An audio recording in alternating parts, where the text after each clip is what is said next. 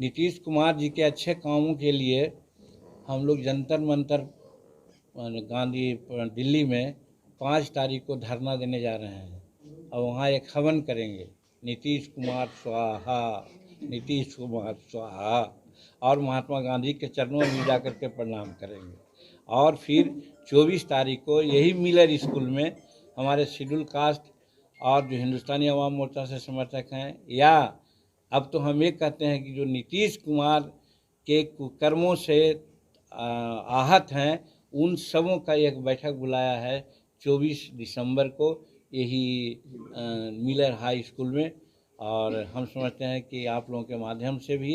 इस बात को आना चाहिए, सो दैट कि बहुत लोगों को मालूम भाई हमारे पास सरकारी एजेंसी तो नहीं है, हम तो और लोगों को नहीं देंगे, डरा नहीं सकते हैं। तो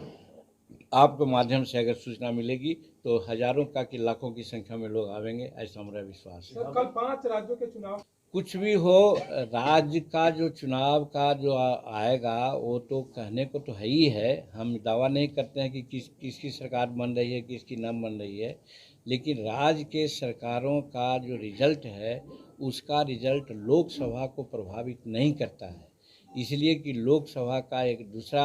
नीति और दूसरा महत्व है, देश का मामला है, ये राज्य का है, लोकल मामला है। ऐसा देखा गया है कि राज्य में हम लोग और लोग फीसदी हुए हैं और लोकसभा में 100% चुनाव जीते हैं। तो इसीलिए ये चुनाव का कोई असर नहीं पड़ेगा, क्योंकि नरेंद्र भाई मोदी जी का अभी हिंदुस्तान में कोई विकल्प नहीं है। और जो भी विकल्प बनाने की बात लोग करते थे जिस घमंडिया गठबंधन के तहत, उनके बारे में सुना ही कि शेड्यूल कास्ट के कितना बड़ा हितैषी हैं, महिलाओं का कितना बड़ा हितैषी है कि विधानसभा में महिलाओं को किस प्रकार से उन्होंने बेइज्जत किया, शर्मनाक बातें की। और उसके अलावे महामहिम राष्ट्रपति मुर्मू जी के सामने भी उन्होंने जो बातें कही, और हम तो यही समझते हैं कि ये अति विश्वास में आ गए हैं, इनको पता ही नहीं चलता है कि हमको क्या करना चाहिए। महावीर यही अशोक चौधरी को तो सोचना चाहिए था कि उनके पिताजी के